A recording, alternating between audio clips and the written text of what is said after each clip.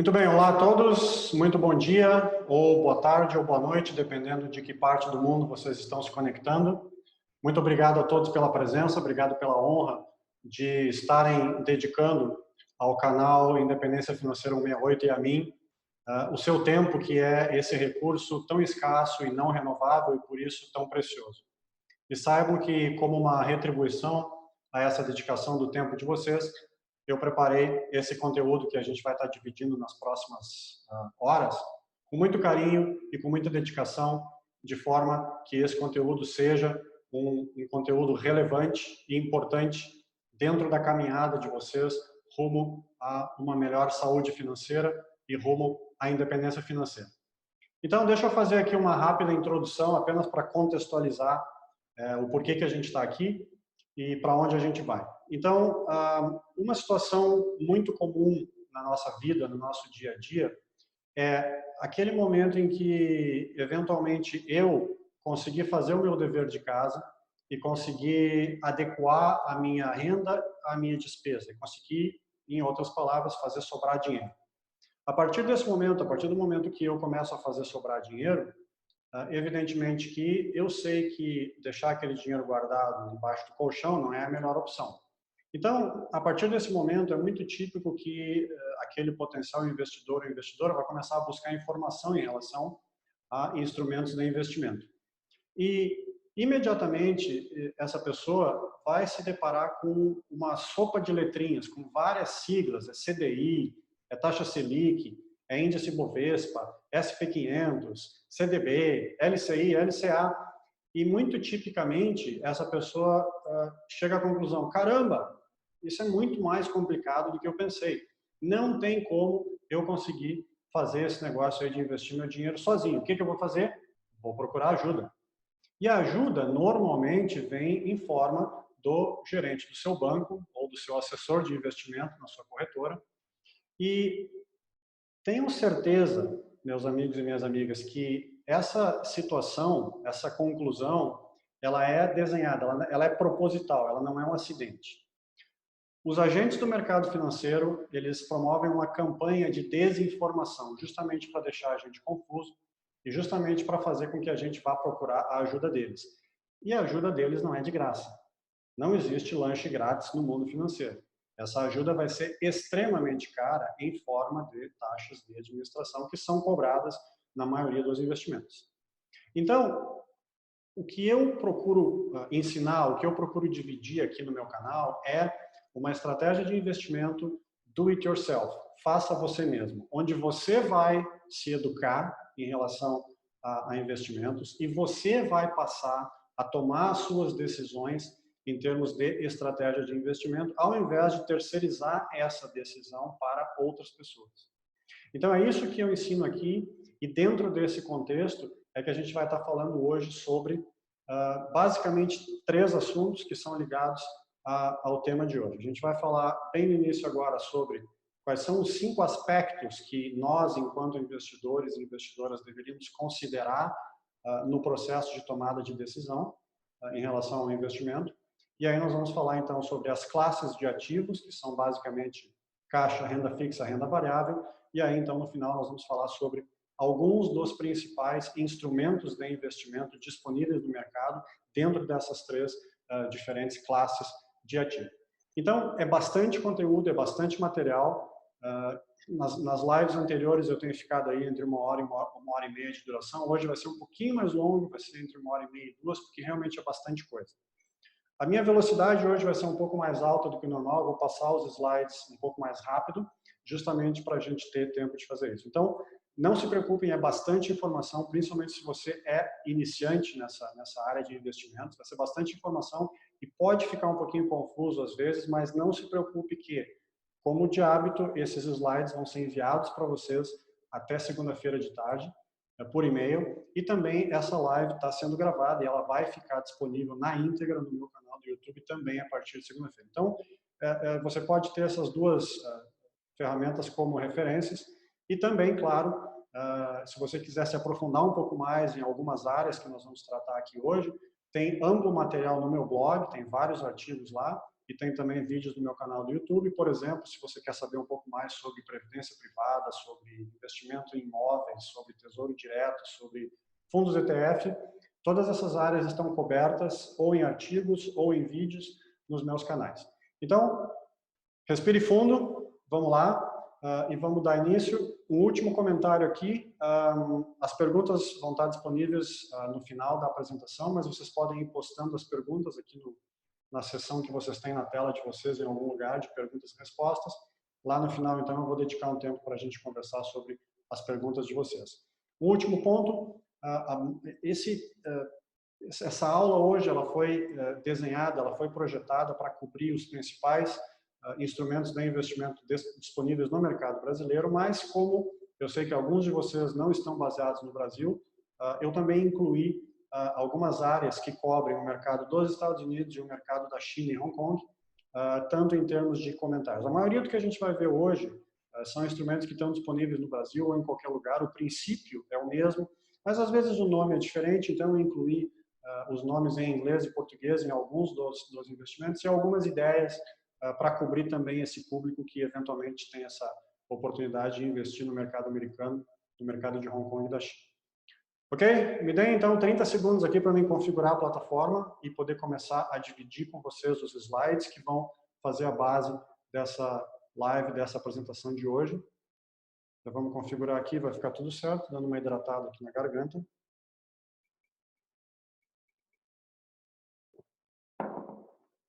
Se houver algum problema técnico aí na apresentação, o microfone parar de funcionar, a câmera, vocês postem aqui no chat, e aí se eu ver a luzinha do chat piscando, eu sei que tem alguma coisa errada, e aí eu vou lá e vejo o que é.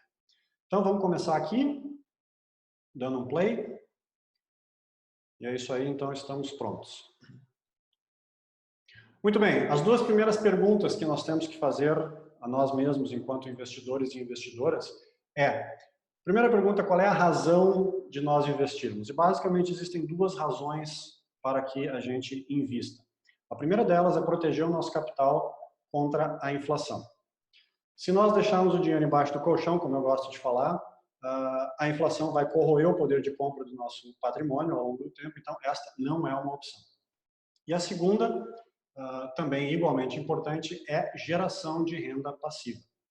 Ao investir, nós queremos crescer, multiplicar o nosso patrimônio para que esse patrimônio progressivamente vá gerando mais e mais renda passiva, que é aquela renda que a gente ganha sem ter que trabalhar, ao contrário da renda ativa, até que a gente eventualmente chegue num ponto em que a renda passiva seja suficiente para sustentar o nosso estilo de vida, e aí é o que eu chamo de independência financeira.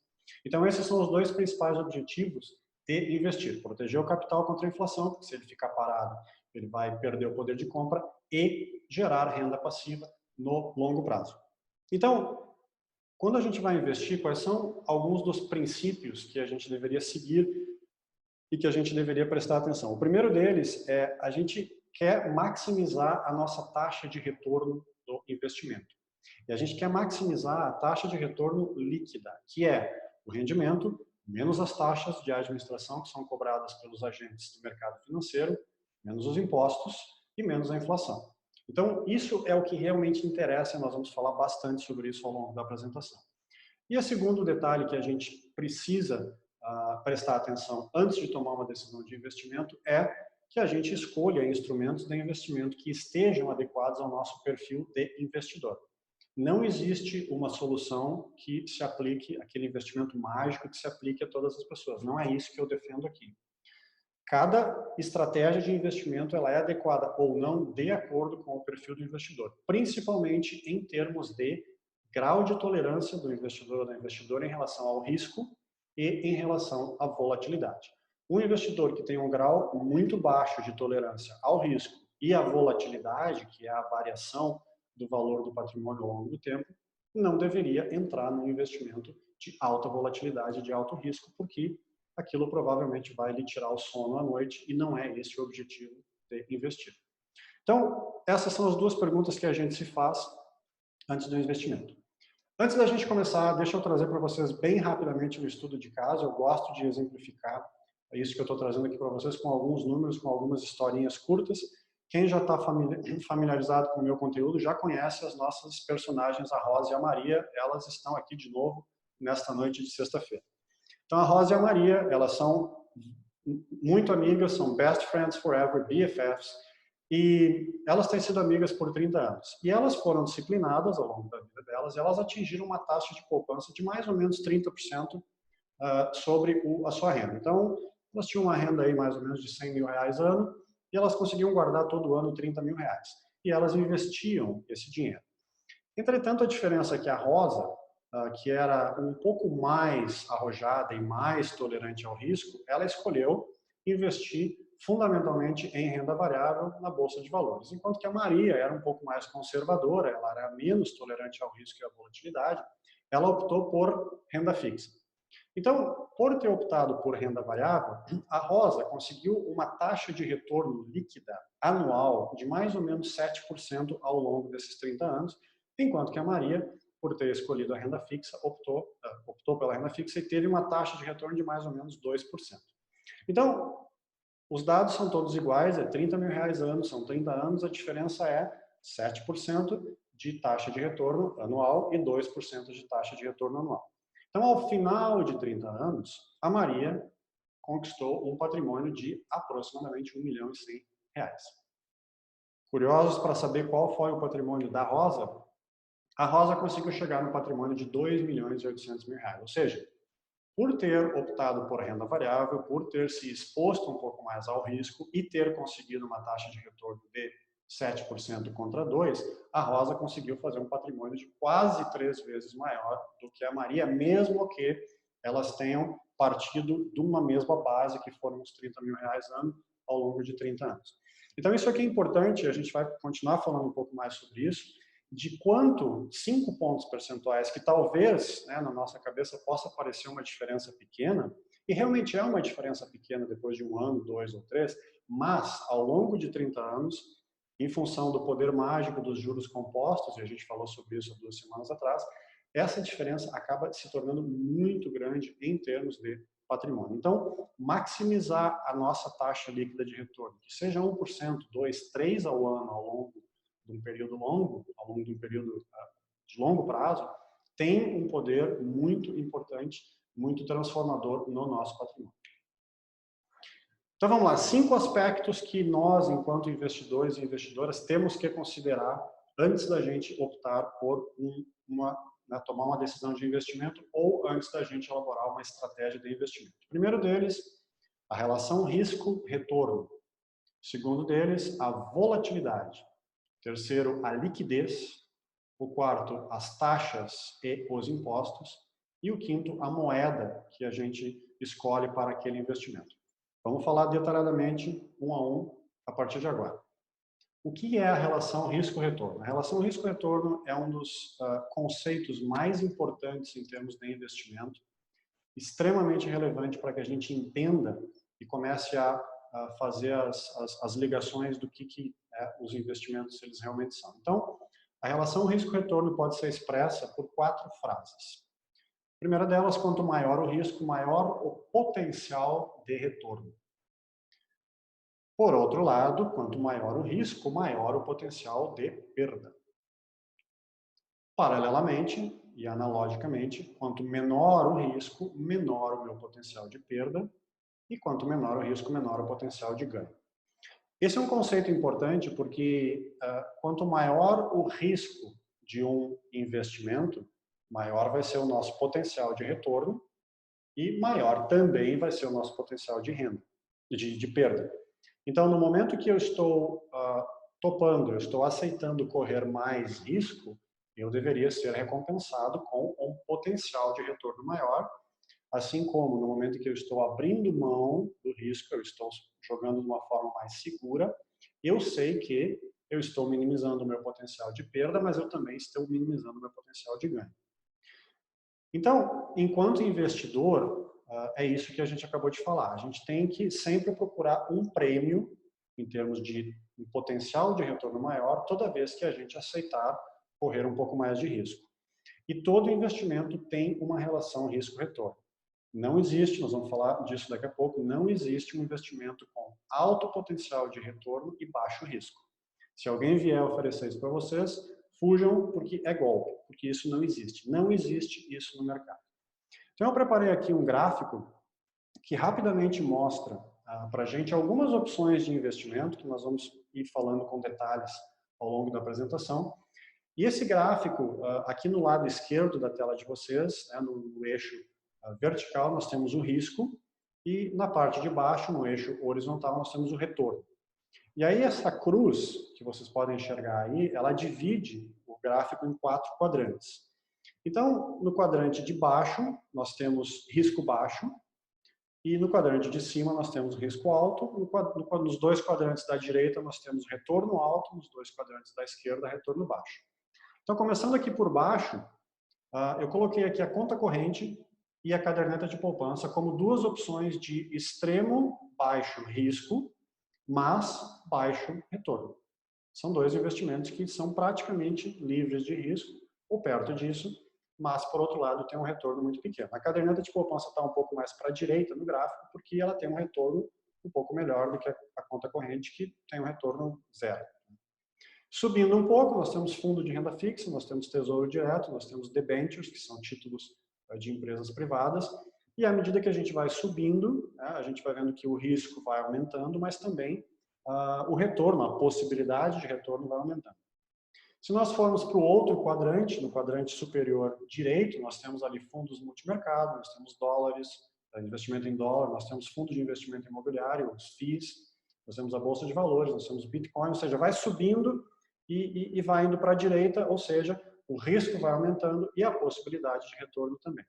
Eu coloquei as 2 últimas ali, a primeira delas se chama investimento anjo, que é quando você entra de sócio numa empresa privada, uma empresa que não é pública, que não está aberta na Bolsa de Valores, normalmente nos estágios iniciais dessa empresa, isso se popularizou muito com as empresas de tecnologia, então se chama investimento anjo, e aí um pouquinho mais acima eu coloquei negócio próprio como a oportunidade de investimento mais arriscada e, consequentemente, com mais potencial de retorno. Por quê? Por que eu coloquei isso? Porque, na minha opinião, ter um negócio próprio, investir no negócio próprio, é a maior oportunidade que você tem de ganhar dinheiro, mas também é o mais arriscado de todos, porque você pode não apenas perder dinheiro, né, ficar com uma rentabilidade de zero, você pode até ficar com uma rentabilidade negativa.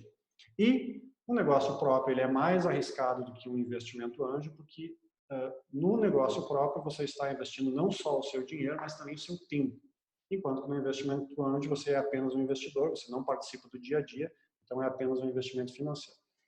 Nos outros 2 quadrantes, nós temos lá em cima, no quadrante esquerdo superior, eu coloquei ali imóvel único. Isso quer dizer aquela modalidade relativamente tradicional de investimento de comprar um imóvel ou 2 e alugar aquele imóvel.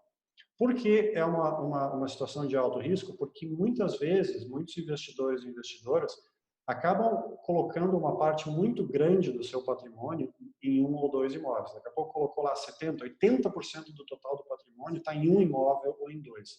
Então isso vai contra o princípio da diversificação. Você está com todos os seus ovos numa cesta só. E eu, particularmente, e não só eu, mas a estatística nos diz que essa modalidade de comprar um imóvel e alugar gera um retorno líquido depois de inflação, depois de taxas, depois de custos, de mais ou menos 3 a 4% ao ano. Ou seja, é um retorno comparável a outras modalidades de renda fixa, como Tesouro Direto e fundos de renda fixa, mas com um risco muito mais elevado, na minha opinião, e com uma liquidez mais baixa. Então, por isso que eu coloquei lá no quadrante esquerdo. E aqui no quadrante direito, vocês podem ver que eu escrevi a pirâmide financeira, que é basicamente aquela promessa que às vezes a gente vê no mercado do investimento com alto retorno e baixo risco. E eu fiz um X ali porque isso não existe. Isso é golpe, não existe investimento no quadrante direito, investimento que seja legal, justamente porque se há possibilidade de retorno, o investimento tem que necessariamente trazer o risco de ganhar ou de perder. Então, esse gráfico é apenas para ilustrar um pouco isso que a gente está falando aqui hoje. Vamos falar do item 2, volatilidade. O que é a volatilidade? A volatilidade é a estabilidade do investimento.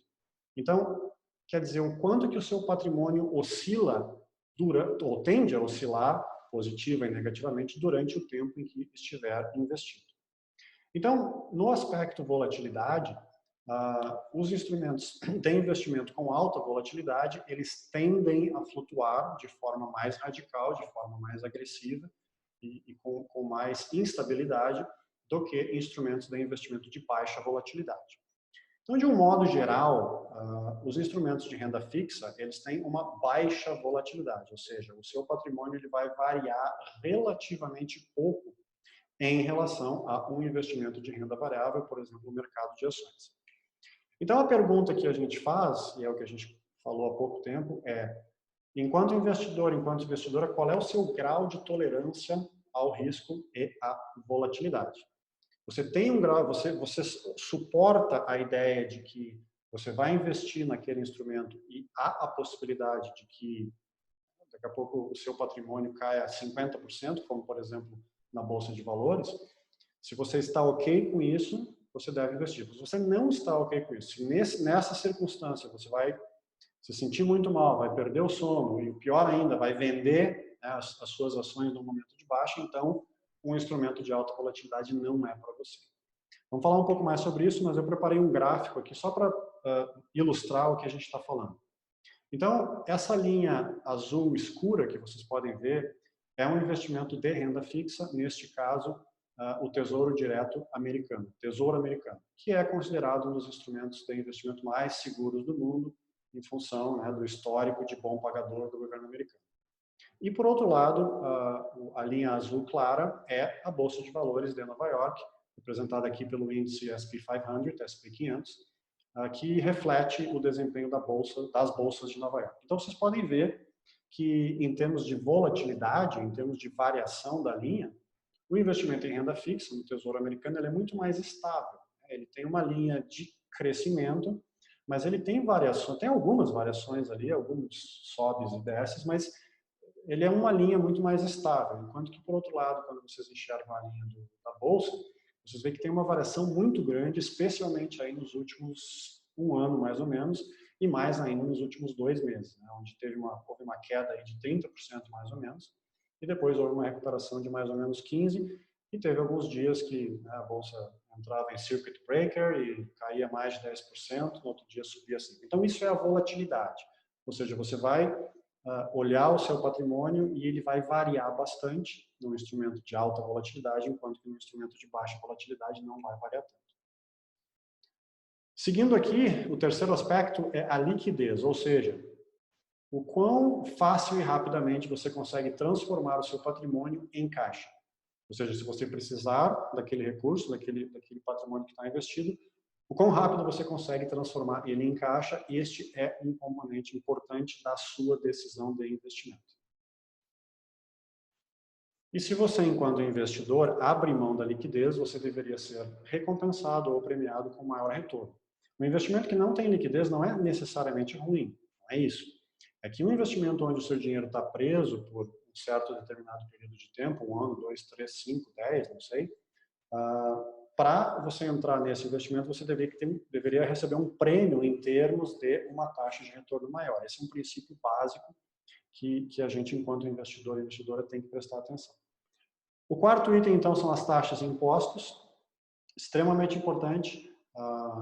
Eu vou trazer um exemplo aqui para vocês, mas a ideia aqui é que as taxas que a gente paga, as taxas de administração para as instituições financeiras e os impostos, eles podem fazer uma diferença muito grande ao longo do tempo, especialmente se nós estamos falando de investimento de longo prazo. Às vezes, os agentes do mercado financeiro dizem, não, mas é só 1% ao ano de diferença, 2 pontos percentuais ao ano de diferença, não vai fazer diferença nenhuma. Em 1 ano e 2 não vai, em 10, 15, 20, 30 vai. Então, procure prestar atenção nas taxas dos investimentos que você vai pagar e nos impostos, e procure minimizar os investimentos, as taxas e os impostos que você paga nos seus investimentos. Mais um estudo de caso, nossas amigas estão de volta, Rosa e Maria. Elas, enquanto jovens, elas sempre foram amigas e elas também são mais ou menos da mesma família. Então, elas receberam uma herança de 100 mil reais enquanto elas eram jovens. A Maria, ela escolheu, as duas escolheram investir esse dinheiro em ações, elas tiveram essa visão, mas a Maria escolheu o Fundo Itaú de Ações Fênix. chiquérrimo, que cobra uma taxa de administração de 2,5% ao ano e mais 20% de taxa de performance. Então, ficou com uma taxa média anual de 2,75%. A Rosa, que é um pouco mais educada financeiramente, ela escolheu um fundo de ações ETF, também do Itaú, chamado PIBB11, que cobra uma taxa de administração de 0,05% e nenhuma taxa de performance. Então, de novo, e aí a taxa de retorno que cada fundo atingiu ao longo dos 30 anos, 35 anos, na verdade, foi de 7%. Então, é o mesmo valor, R$100 mil, é o mesmo tempo, é a mesma taxa de retorno. A única diferença é a taxa de administração cobrada pelo fundo, 2,75% contra 0,05%.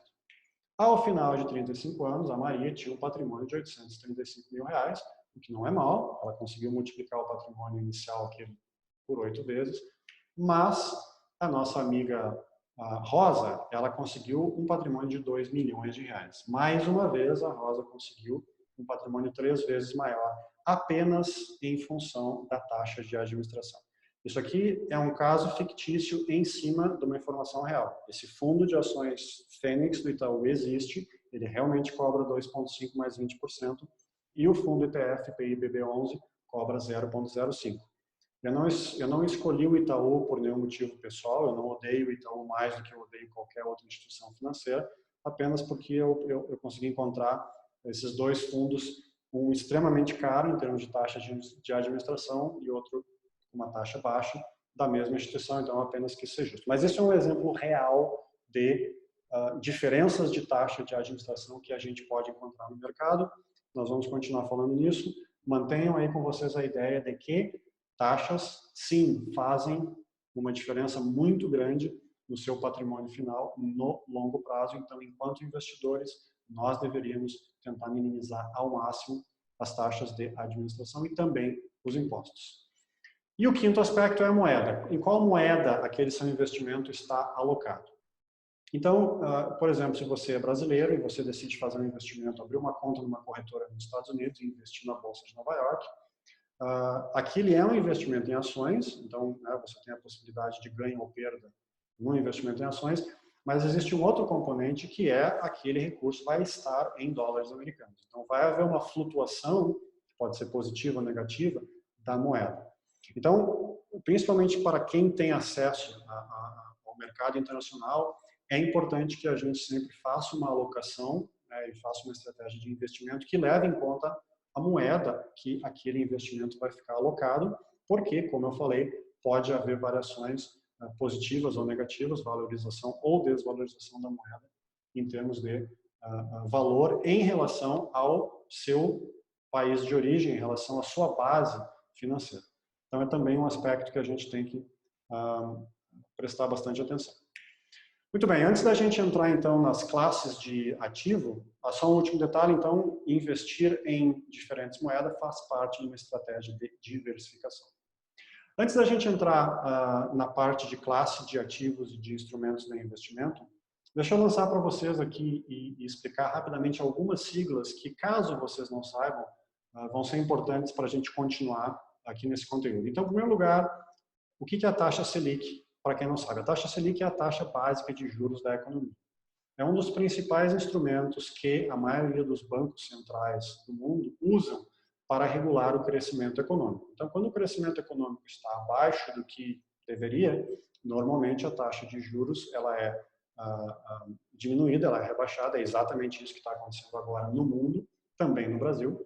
E quando o crescimento econômico ele está num bom momento e começa a haver a possibilidade de inflação, os bancos centrais eles sobem a taxa de juros justamente para frear um pouquinho o consumo e para reduzir a inflação. Então, a taxa Selic, que é aqui no Brasil, é a taxa básica de juros da economia. Hoje está em 3% ao ano, é uma das menores de todos os tempos, pelo menos da história moderna do Brasil, em virtude de vários fatores, mas também no mundo, em função dessa crise econômica que estamos vivendo, as taxas de juros estão numa tendência de queda e isso é importante porque isso afeta os seus investimentos, tanto de renda fixa quanto de renda variável. Segundo o CDI é a taxa de juros que os bancos cobram entre eles mesmos nos empréstimos interbancários. Por determinação do Banco Central, todos os bancos têm que terminar o dia com saldo positivo. É assim que funciona, essa é a regra.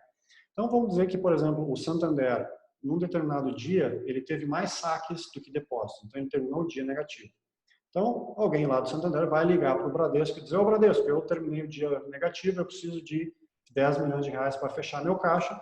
O Bradesco vai dizer: ok, pega aí, vou te cobrar tanto. Esse tanto, que é a taxa de juros, é o CDI, que é o depósito interbancário, e o CDI ele regula uma série de investimentos, nós vamos falar sobre isso depois. Normalmente, nem sempre, mas normalmente o CDI ele é equivalente à taxa Selic. Eles andam bastante próximos um do outro em termos de percentual. O terceiro, então, é o índice SP500, que é o índice que sinaliza o desempenho das bolsas de valores de Nova York, a bolsa tradicional de Nova York e a Nasdaq, as duas. Então, o índice SP500 ele é composto pelas 500 maiores empresas das bolsas de Nova York. E quando a gente vê as notícias, a gente vê aquela notícia: o índice SP500 ele está 3% positivo hoje. Isso significa que as 500 maiores empresas listadas na bolsa de Nova York, que representam 75% do total da bolsa, elas se movimentaram em conjunto, em média e em conjunto 3% positivo. Mesma coisa acontece com o índice Ibovespa, que é o índice da Bolsa de Valores do Brasil, onde são apenas 61 empresas, é uma bolsa que tem um volume de negociação muito menor, então são menos empresas que compõem o índice, mas também as 61 maiores empresas da Bolsa de Valores do Brasil representam mais ou menos 75%.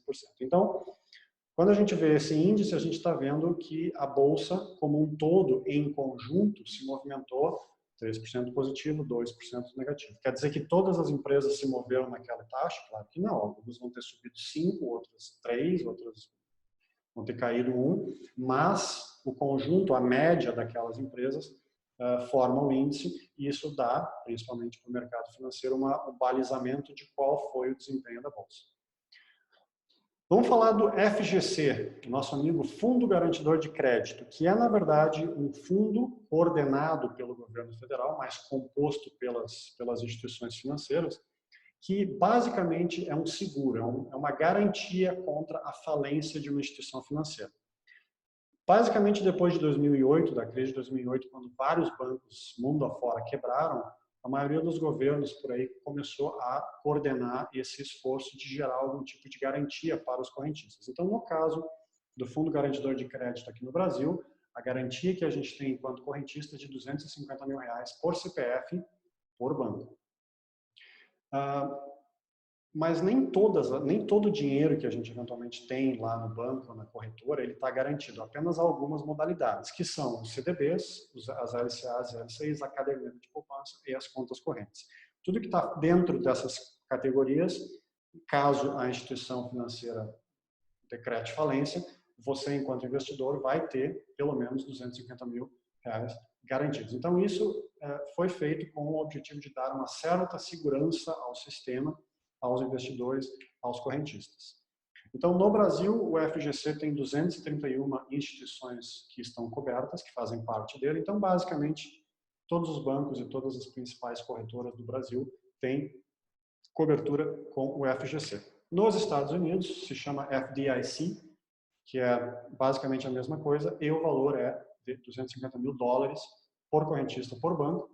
Em Hong Kong, nós temos o DPS, que garante mais ou menos 500 mil Hong Kong dólares, que dá mais ou menos 65 mil dólares americanos de garantia. Então, todos esses fundos, eles garantem o nosso saldo dentro daquele limite, e quando a gente vai tomar uma decisão de investimento, alguns instrumentos de investimento são cobertos, outros não, e isso deveria fazer parte da nossa estratégia de como montar um portfólio. Então vamos lá, classes de ativos, me permitam aqui mais uma hidratada na garganta. Vamos lá, existem então basicamente 3 classes de ativos na minha concepção. Algumas pessoas, alguns experts vão ter um entendimento um pouquinho diferente em relação a isso, mas na minha concepção, em termos de ativos financeiros, a gente pode ter os caixas ou os equivalentes de caixa, a gente pode ter renda fixa, e a gente pode ter renda variável. Então, vamos explorar cada um deles aí. Então, caixa e equivalentes de caixa. O que é isso? Isso pode ser ou notas e moedas físicas ou recursos na sua conta corrente, ou seja, é basicamente dinheiro na mão, mesmo que esteja na sua conta corrente, né? Você vai no caixa eletrônico, você vai no caixa e saca imediatamente. Então, isso é o que eu considero caixa. Ou a gente tem alguns instrumentos de investimento que eu considero também dentro da mesma categoria como equivalentes de caixa, que são instrumentos que têm uma liquidez diária e imediata, ou seja, você pode estar investido naquele instrumento, mas você pode sacar a qualquer momento, sem nenhum tipo de multa, e eles têm baixa ou nenhuma volatilidade, ou seja, quando você precisar o dinheiro, você sabe que ele vai estar lá. Se você investiu R$ 1.000 e daqui a um mês você precisar sacar, você sabe que vai estar lá os R$ 1.000 acrescido do um pouquinho de juros. Então, baixa volatilidade ou nenhuma. Então, como exemplo disso, e lógico, porque por causa da baixa volatilidade, tem uma baixa relação risco-retorno. Risco muito baixo, uma possibilidade de retorno também baixa. Então, alguns exemplos, caderneta de poupança, CDBs com liquidez diária, vamos falar sobre isso daqui a pouco, fundos de renda fixa também com liquidez diária e o Tesouro Selic. Então, todos esses instrumentos fazem parte do que eu chamo de a classe de ativo, que é a caixa. E, em função da liquidez e da baixa volatilidade, essa classe de ativo, caixa e equivalentes, deveria compor a maior parte do seu fundo de emergência. Falamos isso na primeira live de abril. O fundo de emergência deveria estar investido em instrumentos com alta liquidez e baixa volatilidade, porque quando você precisar do dinheiro numa emergência, como o nome está dizendo, você quer que o dinheiro esteja disponível imediatamente e você quer que o dinheiro esteja lá. Você não quer que daqui a pouco investir o seu fundo de emergência em uma renda variável, no mercado de ações, e você coloca lá R$ 1.000, e daqui a 3 meses, quando você precisa e você tem uma emergência, não tem mais 1.000, tem 600.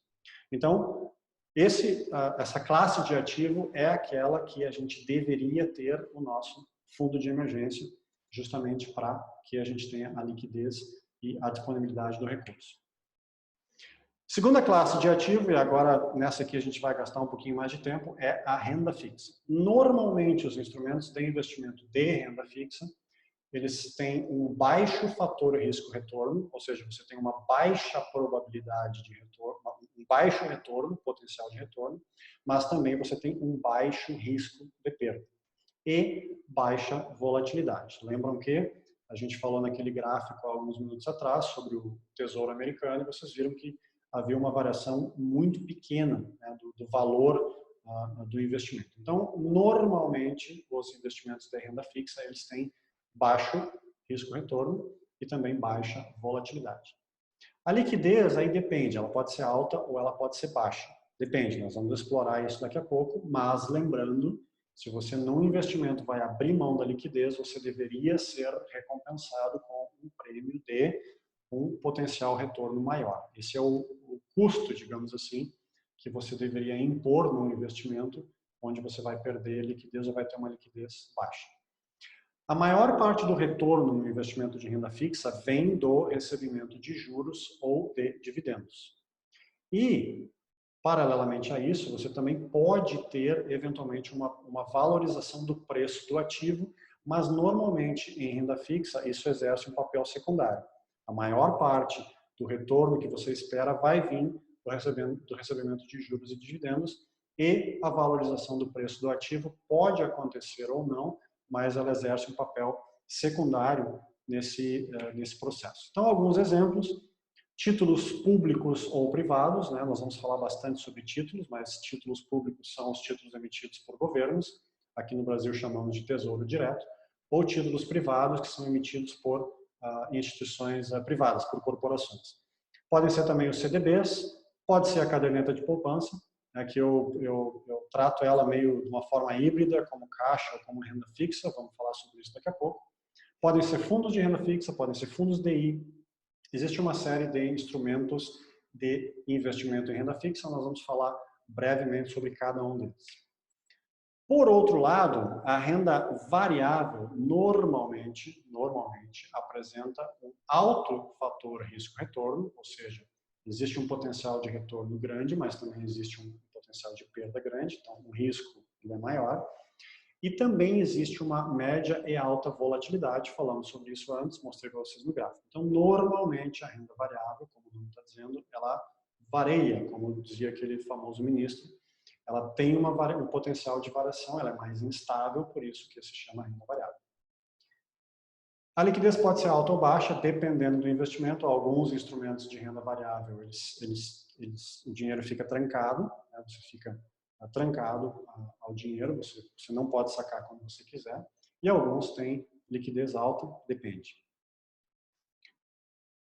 Ao contrário da renda fixa, a maior parte do potencial retorno que você espera vem da valorização do preço do ativo, enquanto que o recebimento de juros e dividendos ou aluguéis acaba sendo uma parte adicional daquele retorno. Então, é o contrário da renda fixa.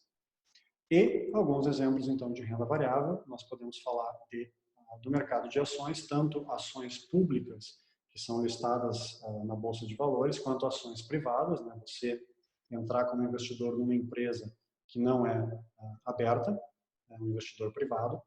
Também eu considero como exemplo de renda variável o mercado imobiliário, o mercado de imóveis, assim como moedas, ouro, commodities, todos estes são instrumentos de investimento de renda variável. Vamos falar especificamente sobre cada um deles daqui a pouco. Então, aqui é uma lista do que nós vamos falar aí nos próximos minutos. Então, na renda fixa, nós vamos falar sobre títulos, tanto públicos quanto privados, nós vamos falar sobre CDBs, que nos Estados Unidos, ou em inglês, se chama CDs, Certificate of Deposits. A gente vai falar sobre letras de câmbio imobiliário e agrário, LCI e LCA. Vamos falar sobre a caderneta de poupança, vamos falar sobre fundos de renda fixa e vamos falar sobre fundos multimercado. Caderneta de poupança tem um asterisco ali, não é necessariamente renda fixa, é um meio que eu considero um misto entre caixa, mas algumas pessoas consideram renda fixa. Eu vou explicar por que não deveria ser considerado. E fundos multimercado, na verdade, eles são um híbrido entre renda fixa e renda variável, também falaremos sobre isso. Na renda variável, falaremos do mercado de ações, da Bolsa de Valores, e as formas de investir na Bolsa de Valores, que são basicamente três: a compra e venda direta de ações via uma corretora, a compra de um fundo de ações ou a compra de um fundo de ações ETF, que é um tipo de fundo diferente, também falaremos sobre isso. Na parte de imóveis, falaremos sobre investimento direto em imóveis, compra e venda de imóveis, e também falaremos do investimento em imóveis via fundo de investimentos imobiliários. Ouro e commodities, também falaremos brevemente, moedas e criptomoedas, vamos falar do nosso amigo Bitcoin. E aí lá no final eu preparei uma tela para a gente comentar um pouco sobre previdência privada, que não é nem renda variável nem renda fixa. Previdência privada pode ser uma, pode ser outra, dependendo da configuração que você, como investidor, como investidora, dá ao seu investimento. Muito bem, vamos começar então a falar sobre os instrumentos de investimento. Então, se você quer investir em renda fixa, sem dúvida nenhuma, um dos principais instrumentos que você vai ter à sua disposição são os títulos, que em inglês se chamam bonds. Então, basicamente, o que é um título? Um título é um instrumento de renda fixa onde um investidor ou uma investidora empresta um certo valor, que a gente chama de valor de face ou principal, a um credor, que pode ser um governo, e aí a gente chama de título público ou de government bond, ou uma corporação, que a gente vai chamar de que se chama de debenture no Brasil, ou corporate bond em inglês. Por um pré-determinado período de tempo, que a gente chama de maturidade, há uma taxa de juros que pode ser pré-fixada ou pós-fixada. Um pouquinho complicado isso, então deixa eu dar um exemplo. Digamos que eu, Otávio, eu sou uma corporação, vamos dizer que a Independência Financeira 168, a gente está financiando, a gente precisa expandir a nossa operação, a gente precisa financiamento. Aí isso é assim para a grande maioria dos governos e a grande maioria das corporações que precisam levantar dinheiro no mercado para financiar as suas operações, principalmente quando precisam crescer. Então, digamos que a Independência Financeira está aqui, eu preciso de R$1.000 emprestados, então eu estou aqui emitindo esse pedaço de papel, que evidentemente hoje em dia não é mais papel, mas apenas para visualização. Eu tenho aqui esse título de R$1.000, que é o valor que eu preciso emprestado, e esse título vai ter a validade de 5 anos, então o principal é R$1.000, a maturidade é 5 anos, ou seja, daqui a 5 anos eu vou devolver o dinheiro para você, investidor. investidora, e eu vou estar pagando uma taxa de juros de 10% ao ano pré-fixado. O que isso significa? Que eu estou tomando emprestado, né, daquele investidor que decide comprar esse título, o valor de R$1.000 pelo prazo de 5 anos, eu vou estar pagando uma taxa de juros de 10% ao ano, ou seja, todo ano eu vou dar R$100 para o investidor, e lá, ao final do período, ao final de 5 anos, eu vou devolver esses R$1.000 para o investidor. Então, isso é um título. E isso é utilizado, mais uma vez, de forma muito ampla por governos e por corporações no mundo inteiro para, mais uma vez, financiar as suas operações. Então, os títulos, eles são considerados um investimento de renda fixa, porque eles tendem a ter uma baixa relação risco-retorno e uma baixa volatilidade, com exceção aos títulos high yield. Nós vamos falar sobre isso depois. Mas um título emitido por um bom governo ou por uma boa corporação tende a ser com uma baixa taxa de juros. Então, para você, investidor e investidora, o seu retorno é limitado, mas também você sabe que o risco é limitado e você sabe que a volatilidade vai ser relativamente pequena.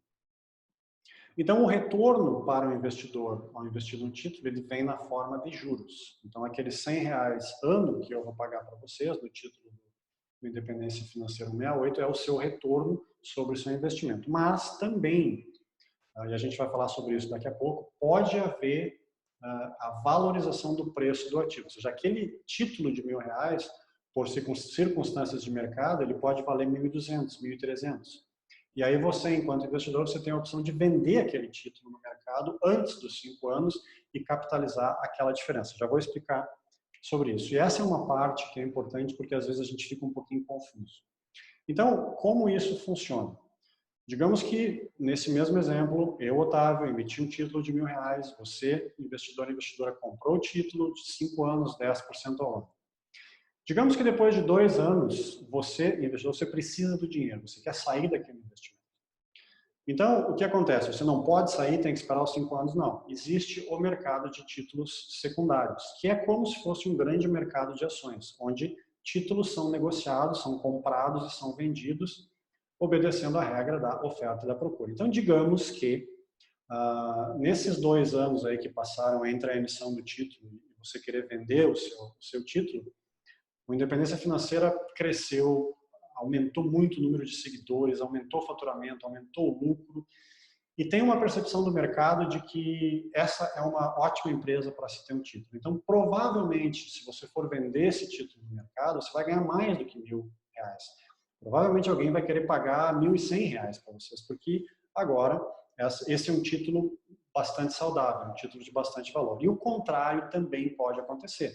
Pode que a situação da empresa se deteriorou, né, ou do governo, e esse título baixou de valor. Então, o título basicamente se você mantiver a propriedade do título até o final do período, a volatilidade vai ser zero, você vai receber de volta os R$1.000 que você investiu. Mas, se você quiser vender o título no meio do caminho, pode acontecer de você ganhar mais do que R$1.000 pelo título ou menos.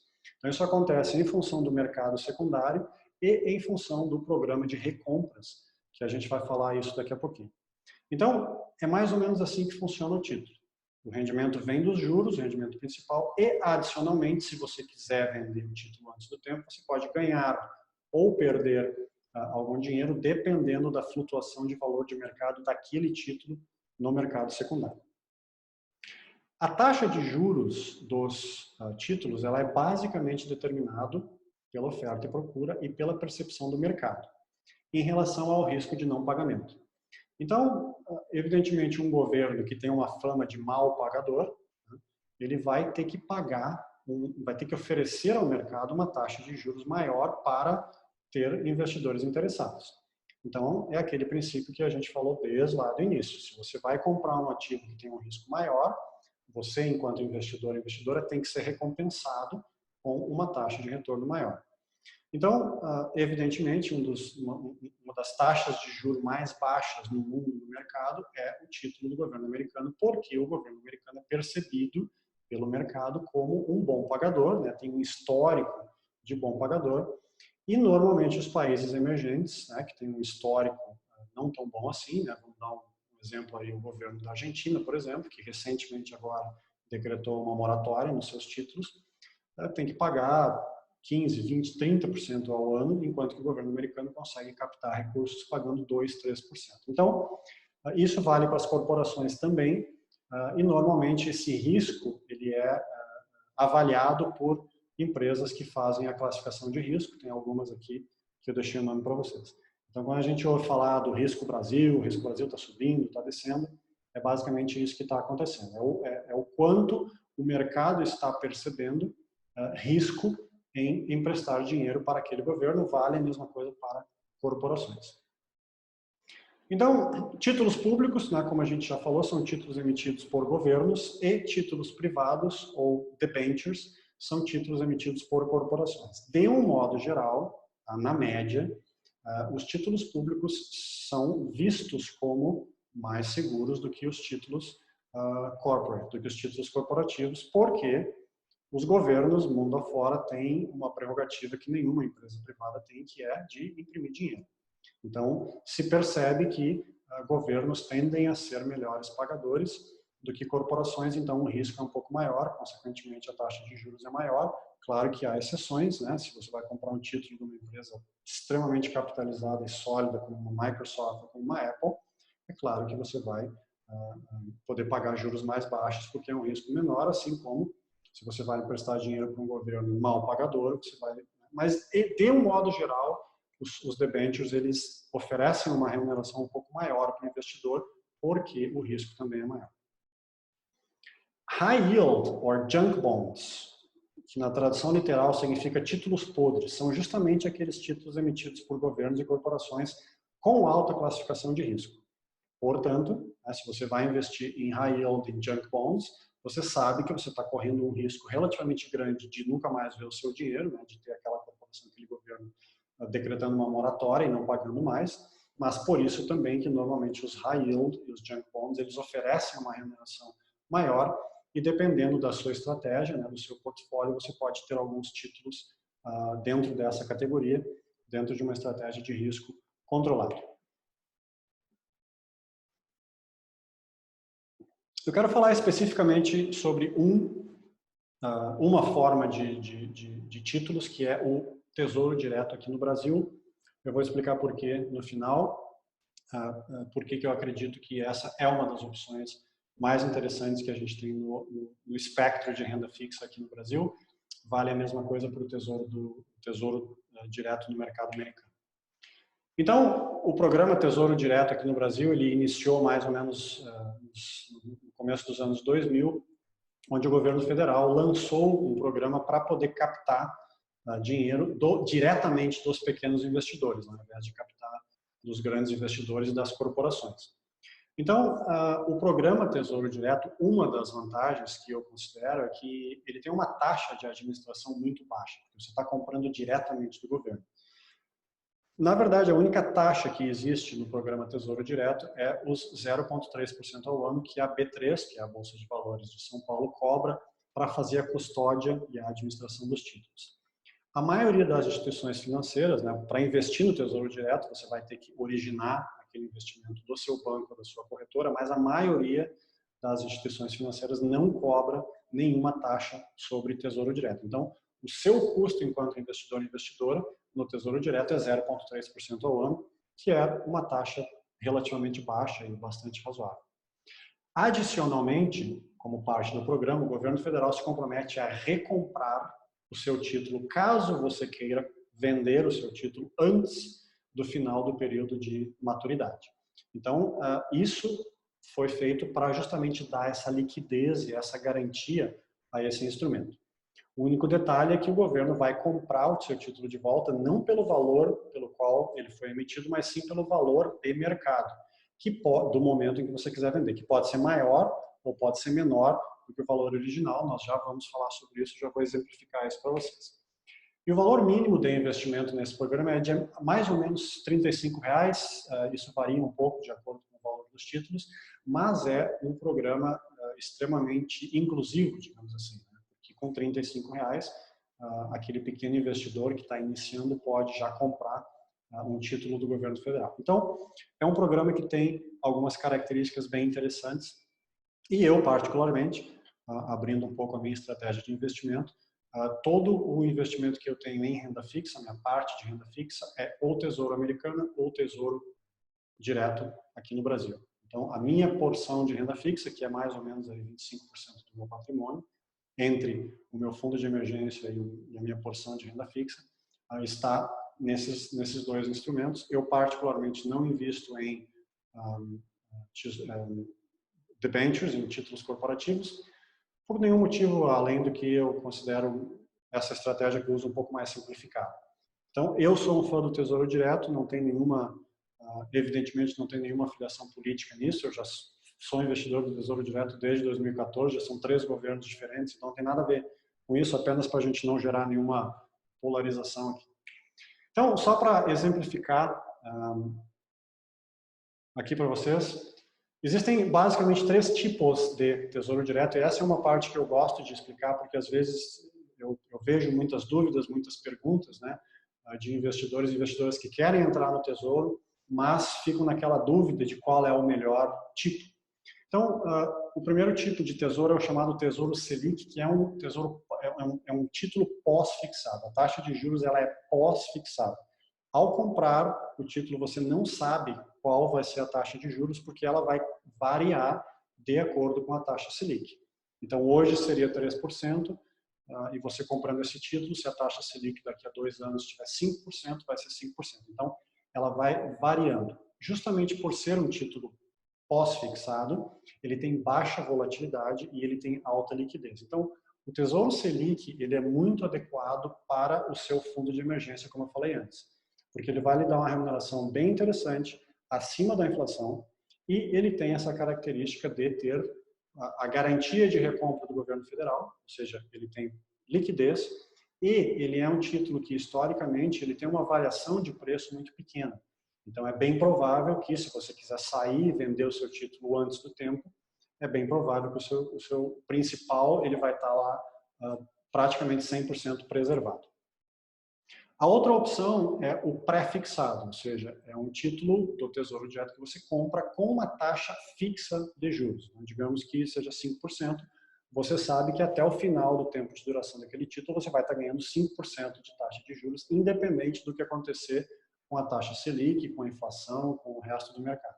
Então, por ele ser pré-fixado, ele tende a ter o preço do título, ele tende a ter no mercado uma variação, uma volatilidade. Então, normalmente, quando a taxa Selic sobe, os títulos pré-fixados, eles perdem valor, e quando a taxa Selic desce, os títulos pré-fixados, eles tendem a subir de valor. Então, ele é bastante adequado.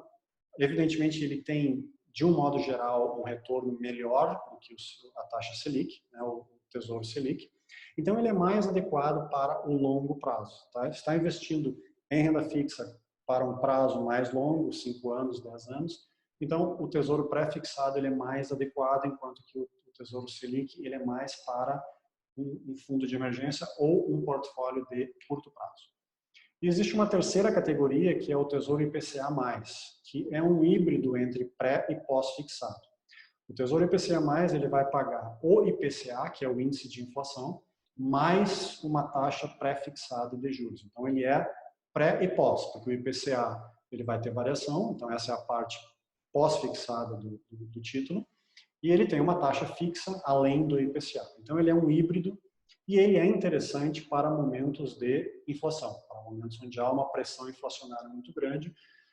Investindo no Tesouro IPCA+, você sabe que você vai ter proteção integral contra a inflação para o seu patrimônio e ainda vai ter um certo ganho de juros reais.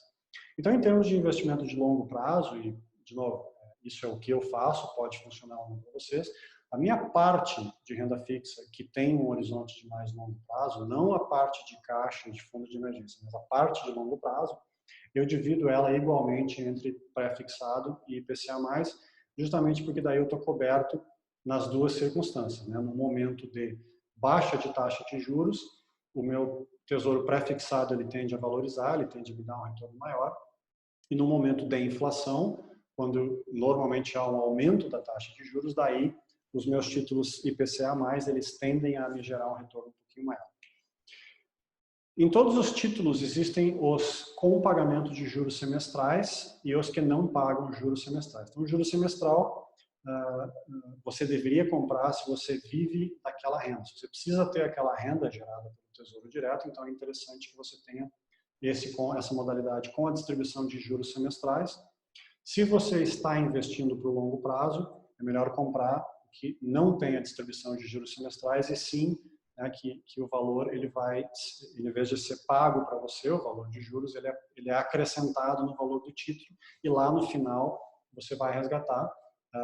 Em termos de impostos, essa é uma opção mais vantajosa. Então, se você precisa daquela renda, juros semestrais faz mais sentido. Se você não precisa daquela renda gerada, é melhor comprar os títulos que não têm distribuição de juros semestrais. Em termos de impostos, existe uma tabela regressiva de imposto de renda, onde se você resgata o título com uma antecedência menor a 180 dias, você vai pagar 22,5%, e aí quanto mais você deixar, essa tabela vai caindo até 15%, que é para, se eu não me engano, mais do que 720 dias.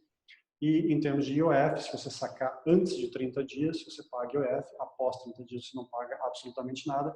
Isso aqui é exatamente igual à grande maioria dos investimentos em renda fixa. E o FGC não cobre o investimento em Tesouro Direto. Isto significa que este é um investimento arriscado? Não necessariamente. A grande maioria dos experts considera o Tesouro Direto ainda mais seguro do que um CDB, por exemplo, porque você está emprestando dinheiro para um governo ao invés de para um banco. Então, mesmo que o dinheiro que você tem lá emprestado para o banco tenha a cobertura do FGC até o limite de R$250 mil, existe uma percepção, principalmente no momento atual que a gente está vivendo aí no Brasil, de que o governo brasileiro é um bom pagador. Nós nem sempre fomos bons pagadores, né? A nossa última moratória, nosso último calote em termos de dívida foi na década de 80, não faz muito tempo, mas desde então, diversos governos fizeram gestões com mais responsabilidade fiscal e nós passamos a ser melhores pagadores. Por isso também, isso é um dos motivos que permitem nós termos uma taxa Selic tão baixa hoje em dia. É um histórico aí de 20 ou 25 anos de credibilidade que os diferentes governos foram gerando. Então, eu não considero o Tesouro Direto um instrumento de alto risco por não ter cobertura do FGC. Essa é a minha visão, mas é importante que vocês saibam que o Tesouro Direto não tem cobertura do FGC. Vamos dar uma olhada nessa tela aqui, que fica bem fácil de entender as diferentes opções. Então, isso aqui é um print que eu fiz hoje ou ontem de todos os títulos que estavam disponíveis neste dia. Então, isso aqui é do site, né, do Tesouro Direto, é um site de excelente qualidade, para ser bem honesto. Então, vocês têm aqui os pré-fixados. Então, aquele primeiro ali é um pré-fixado com vencimento em 2023, é um título de 3 anos, que está oferecendo uma rentabilidade anual de 4,77%. Pré-fixado, aconteça o que acontecer, você vai receber 4,77%. Se você opta por comprar um título um pouquinho mais longo, 2026, por exemplo, olha a diferença na rentabilidade. Ou seja, você está comprando um título mais longo, ele teoricamente tem um risco maior, ele teoricamente vai ter uma volatilidade maior e por isso o governo, o credor aqui, ele está oferecendo uma taxa de juros maior para compensar você por estar assumindo esse risco. E aí, então, tem uma modalidade ali mais longa ainda, de 2031, com juros semestrais. Então, essa é aquela que distribui, vai depositar lá na sua conta a cada 6 meses o valor dos rendimentos. Aí tem uma modalidade ali de Tesouro Selic, também para 2025, e aí tem todas essas abaixo ali, que é o IPCA+, que é como eu falei para vocês antes, né? Vejam aquela primeira opção de 2026, você, enquanto investidor, vai ser remunerado com o IPCA, que nós não sabemos quanto vai ser, né? Vai acontecendo ao longo do tempo, e mais uma taxa fixa de 3,53.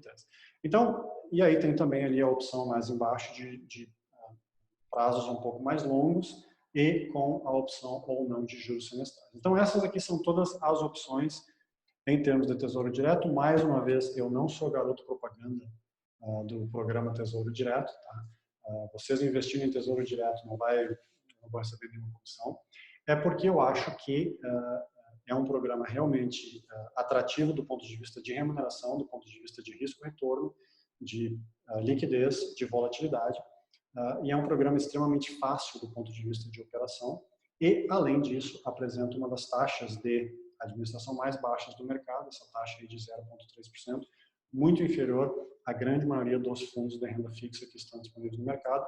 Vamos falar disso daqui a pouco. Muito bem, próximo. Vamos falar do CDB, Certificado de Depósito Bancário, que em inglês se chama CDIS, Certificate of Deposit, que é basicamente um título, como a gente falou antes, emitido por um banco. Ou seja, os bancos, né, como a grande maioria das corporações, têm necessidade de captar dinheiro no mercado para financiar suas operações, e os CDBs são os títulos que são exclusivos dos bancos, tentando atrair investidores para financiá-los nas suas operações. Então, assim, o mundo dos CDBs é um mundo bastante complexo, bastante amplo. Então, existem vários tipos de CDB, tem pré-fixados, tem pós-fixados, que normalmente são atrelados a um percentual do CDI, então, normalmente, você vai ver lá, o CDB do banco tal vai pagar 106% do CDI, o que quer dizer que ele vai pagar 6% acima do CDI, que, como eu falei antes, normalmente acompanha a taxa Selic. Então, normalmente, no mercado, a remuneração dos CDBs ela é expressa dessa forma, com um percentual do CDI, por isso que é importante que você saiba o que é o CDI. Em termos de liquidez e carência e valor mínimo, também varia bastante. Tá? Existem CDBs que são diários, ou seja, eu compro o CDB hoje e a partir de amanhã eu já posso resgatar se eu quiser. Existem CDBs que têm 3, 4, 5 anos de carência, que eu tenho que deixar meu dinheiro lá bloqueado. Mais uma vez, se eu vou comprar um CDB de 5 anos, eu tenho que exigir uma remuneração superior, justamente porque eu estou perdendo a liquidez. O CDB não tem volatilidade, tá? Diferentemente do título público ou privado, não existe um mercado secundário de vendas de CDB, então não existe volatilidade. O seu principal ao comprar um CDB vai ser sempre aquele. Você comprou um CDB de R$1.000, você sabe que 6 meses depois vai continuar sendo aqueles R$1.000 acrescido de juros. Então, neste caso, o CDB tem uma volatilidade zero. As taxas também normalmente são zero, né? Seria a extrema cara de pau dos bancos cobrarem taxas sobre um instrumento de investimento que é para eles, né? A gente está emprestando dinheiro para eles, então a taxa do CDB ela é zero e ele é protegido pelo Fundo Garantidor de Crédito. Então, o CDB é uma ótima opção também em termos de investimento de renda fixa, tá? Tanto para aquela parte do fundo de emergência, do curto prazo, quanto para uma parte mais de longo prazo da sua porção de renda fixa. O único cuidado que você tem que ter é avaliar a remuneração, né, qual é a taxa que está sendo oferecida, e avaliar a questão da liquidez, porque, mais uma vez, se for para curto prazo, fundo de emergência, tem que ser um CDB de curto prazo. Se for para longo prazo, então você pode, digamos assim, se dar ao luxo de abrir mão da liquidez para poder ganhar uma remuneração maior. É uma questão sempre de comparar. Existem várias ferramentas no mercado onde você pode comparar a remuneração investindo no Tesouro Direto, investindo no CDB. De um modo geral, a diferença é pequena, porque esses dois instrumentos eles competem um contra o outro, então eles vão se regulando de uma forma ou de outra. Mas, evidentemente, o CDB também é uma forma bastante fácil de investir em renda fixa, bastante atrativa, desde que você tenha alguns cuidados em termos de conceito, né, em relação ao seu portfólio. E, exatamente igual ao Tesouro Direto, existe uma tabela regressiva de imposto de renda, exatamente com os mesmos critérios, e o IOF, a partir do 31º dia, é isento.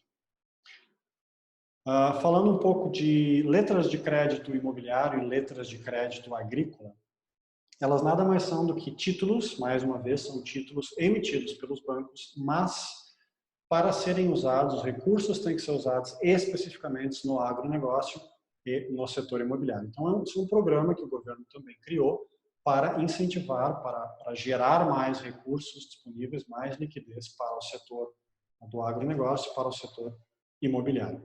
Então, também são emitidos pelos bancos, exatamente igual. Existem modalidades pré-fixadas, pós-fixadas, e existem modalidades híbridas que exatamente como nós falamos antes em relação ao CDB e em relação ao Tesouro Direto.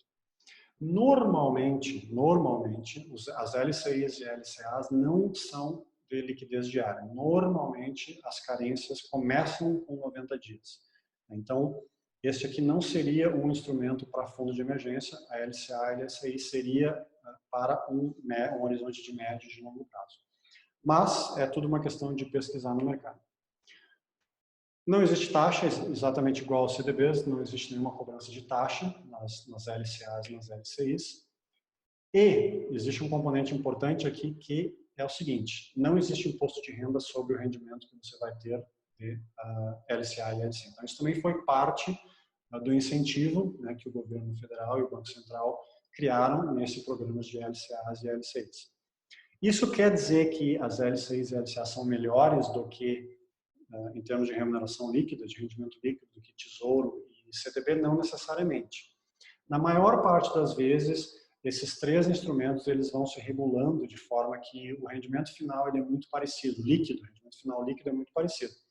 Apenas que, quando você olhar uma remuneração de LCA e de LCI, ela vai ser sempre menor do que do CDB. Então, vamos dizer que um dia lá o CDB está dando 105% do CDI e a LCA está dando 85% do CDI. Isso não quer dizer que a LCI e a LCA é pior, é que você tem que considerar os 22,5% de imposto que você vai ter que pagar, então, no fim, eles vão ficar mais ou menos iguais. Houve um período aí no mercado, há alguns anos atrás, que claramente, né, os bancos estavam querendo captar mais recursos para a LCA e a LCI, e eles estavam oferecendo taxas um pouco melhores que as outras opções de renda fixa. Então, isso é uma questão que flutua, e por isso que é importante você fazer a pesquisa. Vai haver momentos no mercado em que talvez o CDB vai estar pagando um pouquinho mais, a LCA, a LCI pagando mais, o Tesouro Direto. Mas essas três ferramentas, elas mais ou menos se regulam uma com a outra e elas têm uma remuneração muito parecida. É apenas uma questão de você avaliar a liquidez e o seu horizonte de tempo. E também é protegido pelo FGC, mais esse detalhe, né? LCAs e LCIs, igualmente como CDBs, são protegidos. Teve uma conversa uns meses atrás da equipe econômica do governo de eventualmente cortar esse incentivo fiscal para essa modalidade de investimento. Por enquanto ainda está valendo. Se a isenção fiscal for cortada, provavelmente os bancos vão ter que oferecer aí, então uma remuneração maior. É uma questão apenas puramente matemática. Vamos falar do meu investimento preferido, a boa e velha caderneta de poupança. É a mais tradicional modalidade de investimento do Brasil, criada por Dom Pedro II, hein? Eu não sabia disso. Fazendo a pesquisa aqui para essa live, eu aprendi, eu não sabia disso. Ele é uma contradição, porque ele é o mais utilizado, o mais abrangente instrumento de investimento do Brasil, utilizado por mais ou menos 65% dos investidores, mas ao mesmo tempo ele é o pior investimento do Brasil em renda fixa em termos de remuneração. Ele apresenta o pior rendimento em termos de remuneração de retorno líquido. O que me faz dizer sempre que a nossa necessidade de educação financeira é muito alta. Quando a gente tem um investimento que é o mais popular e ao mesmo tempo o pior, é de enlouquecer, né? Aí a gente vê que realmente a gente precisa aprender muito em termos de educação financeira. Então, a remuneração da poupança tem uma regrinha um pouquinho complicada, assim, eu diria. Então, deixa eu falar rapidamente sobre isso aqui. Se você tem uma conta de poupança aberta antes de 2012, a remuneração vai ser 0,5% mais a TR, que é mais ou menos a mesma coisa que o IPCA. Nem sempre, mas mais ou menos igual ao IPCA. Então, vamos dizer que a inflação mais 0,5% ao mês. E depois de 2012, aí se criou uma regra meio dupla. Tá? Então, se a conta foi aberta depois de 2012, aí nós temos dois cenários. Se a taxa Selic estiver acima de 8,5% ao ano, vale a regra anterior, TR mais 0,5% ao mês. Se a taxa Selic estiver abaixo de 8,5% ao ano, que é o caso agora, então a remuneração vai ser 70% da Selic mais TR. Parece meio complicado. Então, vamos simplificar aqui, em linhas diretas. Se você investe na caderneta de poupança, você vai conseguir, no máximo, na melhor das hipóteses, proteger o seu patrimônio contra a inflação. você não vai ter nenhum ganho real. Historicamente falando, especialmente nos últimos anos, a caderneta de poupança tem um rendimento real negativo, ou seja, fica igual ou abaixo à inflação. Então, a única possibilidade de investimento na caderneta de poupança seria, de repente, para o seu fundo de emergência, porque é uma modalidade de investimento tão fácil, tão conveniente, talvez. Mas, né, se você quer ter um rendimento um pouquinho maior, você deveria migrar para outros instrumentos de renda fixa. A caderneta de poupança tem uma liquidez diária, mas tem uma cilada nessa liquidez diária. Num CDB, num LCA, num LCI, você tem um rendimento creditado, né, na sua conta, no seu instrumento de investimento diariamente. Então, a qualquer dia que você sacar, né, tendo liquidez diária, você vai conseguir sacar todo o rendimento. A poupança tem uma modalidade de operação que é o dia de aniversário. Então, digamos que o meu dia de aniversário é o dia 30, né, da minha caderneta de poupança. Se eu tiver que sacar no dia 29, eu vou sacar o dinheiro, mas eu vou receber zero juros. Então, diferentemente do que um CDB, onde você vai ganhar os juros proporcionais àquele período de 29 dias, não é o caso da caderneta de poupança, então essa é uma pequena cilada que existe na caderneta de poupança. Taxa zero, isento de imposto de renda IOF, protegido pelo FGC, mesmo assim, não é um investimento que eu aconselharia, principalmente, né, se a gente está vendo um horizonte de longo prazo, não é maximizar o seu retorno líquido ao investir na poupança. Muito bem, antes da gente falar de fundos de renda fixa, vamos falar bem rapidamente sobre o que são fundos de investimento. Fundos de investimento são basicamente clubes ou condomínios onde um grupo de investidores ou investidores se junta para construir um conjunto de ativos e investir sob a administração de um gestor profissional, de uma equipe de gestores profissionais que vai tomar as decisões para você. Então, na teoria, um fundo de investimento é uma alternativa interessante de investimento porque você tem uma maior diversificação e porque eles são geridos por profissionais, você tem uma maior rentabilidade. Entretanto, isso não é de graça, os fundos de investimento têm taxas de administração muito altas, o que faz com que esse rendimento prometido nem sempre seja verdade. Então, existem fundos de renda fixa, existem fundos de ações e existem fundos multimercado. Então, os fundos de renda fixa, basicamente, eles investem em instrumentos de renda fixa, basicamente títulos, sejam títulos públicos ou privados. Então, tecnicamente falando, a regulamentação aqui no Brasil é que um fundo, para poder se denominar renda fixa, tem que investir pelo menos 80% da carteira em títulos públicos e privados. Existem várias categorias, né, desde os fundos simples, que investem basicamente em títulos públicos, até os fundos privados, que investem mais em títulos privados, né, em debentures. Existem os fundos de curto prazo, os fundos de longo prazo, existem os fundos DI, ou referenciados, que são ligados a um índice, né, no caso o CDI.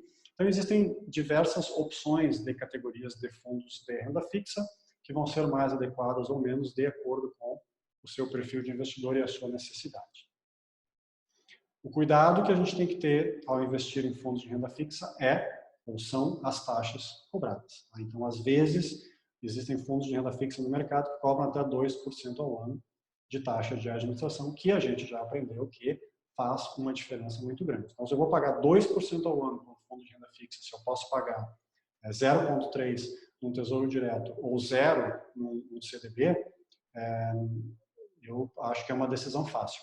É claro que o argumento de venda sempre é que esses 2% são compensados em termos de um rendimento maior, mas, e nós vamos falar bastante sobre isso daqui a 2 semanas, nem sempre isso é verdade, aliás, na maioria das vezes isso não é verdade. Fundos multimercado são fundos híbridos que investem tanto em renda fixa quanto em renda variável, assim como em câmbio, instrumentos de câmbio. Então, os fundos de renda fixa, teoricamente, eles são uma opção onde você tem bastante flexibilidade, né? O gestor do fundo ele tem bastante flexibilidade para investir em diversos caminhos, né? Em diversos instrumentos diferentes. E, em termos de risco, retorno e volatilidade, ele fica no meio do caminho entre renda fixa e variável, porque ele tem componentes dos dois. Normalmente, os fundos multimercados são extremamente caros, porque a operação no fundo multimercado é muito complexa, né? Porque existem muitas opções que podem ser feitas. Então, normalmente, as equipes que são destacadas para gerir os fundos multimercados são equipes caras, são profissionais caros e, portanto, a maioria das vezes os fundos multimercado eles têm taxas de administração e performance bastante elevadas, mais ainda do que os de renda fixa. Muito bem. Isso foi renda fixa. Como eu falei para vocês, bastante rápido, bastante acelerado, mas todo esse material vai estar à disposição de vocês como um guia, como uma referência. E agora, então, a gente vai já se encaminhando para a parte final, que é a parte de renda variável, que é uma parte extremamente interessante, na minha opinião. Então, vamos primeiro falar do mercado de ações ou da bolsa de valores. Ao comprar uma ação, você se torna sócio daquela corporação. Você é um sócio minoritário, mas você é um sócio daquela corporação. Então, o seu retorno enquanto investidor de ações, ele pode vir de duas formas. Pelo recebimento de dividendos, né? Ou seja, quando aquela corporação ela tem lucro, ela vai distribuir uma parte daquele lucro para os acionistas, e você, enquanto acionista, detentor da ação, você vai receber, mas também pela valorização do preço da ação. Então, você compra aquela ação por 100 e as coisas andam bem, a empresa cresce, aumenta a receita, aumenta o faturamento, a economia está indo bem e daqui a pouco, em um ano, você pode eventualmente se capitalizar e vender aquela ação por, sei lá, 120. Então, essa basicamente, e funciona dos dois lados, né? A gente pode também ter uma perda no preço da ação, que é o que algumas vezes acontece. Então, o mercado de ações como um todo, ele apresenta uma alta relação risco-retorno, ou seja, existe um potencial de retorno bastante elevado ao investir em ações, mas ele também tem um potencial de perda alto. Então, o risco é alto e tem uma alta volatilidade, ou seja, o preço das ações ele varia bastante, a gente falou sobre isso hoje no início dessa aula, mas, apesar dessa alta volatilidade, se nós formos analisar aí 100 anos de história nos mercados financeiros, a gente vai ver que o investimento em ações ele tende a apresentar um retorno muito superior, muito maior do que os investimentos de renda fixa no longo prazo, que é 10 anos ou mais. Eu esqueci de comentar, mas quando eu mostrei aquele gráfico para vocês lá no início, da diferença entre o desempenho do SP500 e do título do Tesouro Americano, eu esqueci de mostrar para vocês ali embaixo que naquele período de 10 anos, entre 2010 e 2020, o retorno acumulado anual do título do Tesouro Americano foi mais ou menos 4,95% anualizado, enquanto que o retorno da Bolsa, né, do investidor que investiu no SP500, foi de mais ou menos 14%. Então, essa é uma diferença grande. Nem sempre é assim, às vezes isso muda dependendo do horizonte de tempo, mas no longo prazo, a Bolsa de Valores, o mercado de ações é o melhor investimento em termos de retorno que existe dentre os investimentos de instrumentos financeiros.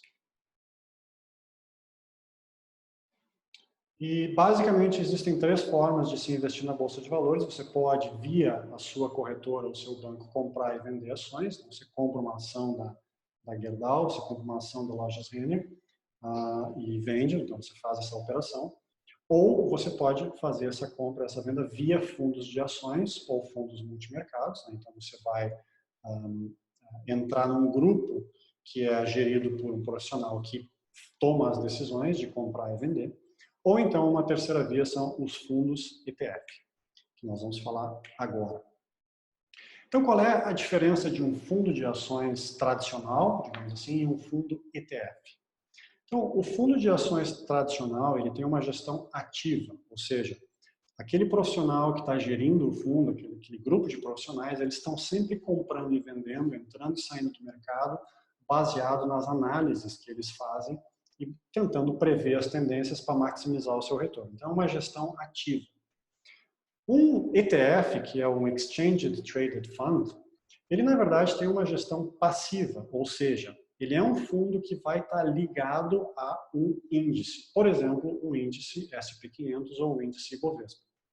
Ou seja, se você compra R$100 num fundo ETF, que está replicando, por exemplo, o índice Ibovespa, Então, no índice Bovespa, a Ambev, por exemplo, que é a empresa com o maior valor de mercado hoje na Bolsa do Brasil, ela representa mais ou menos 4% do índice. Então, se você entrou num fundo ETF Ibovespa com R$100, automaticamente R$4 daqueles 100 vão comprar ações da Ambev. E assim sucessivamente por todas as empresas que compõem o índice. Então, é uma gestão passiva, ou seja, não tem decisão para ser tomada de o que fazer com o seu dinheiro. Então, dessa forma, né, isso faz com que o custo de operação do índice, do fundo ETF, seja muito menor do que um fundo ativo, porque um fundo ativo vai ter aquela equipe de profissionais experientes, caros, com alta formação, para tomar a decisão para vocês, enquanto que um fundo ETF é basicamente um software.